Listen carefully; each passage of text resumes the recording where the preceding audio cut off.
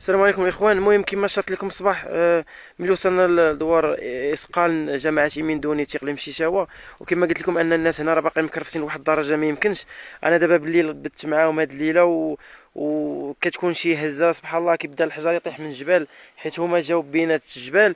غنوريكم الدار ديال اكزومبل، الدار ديال واحد السيد.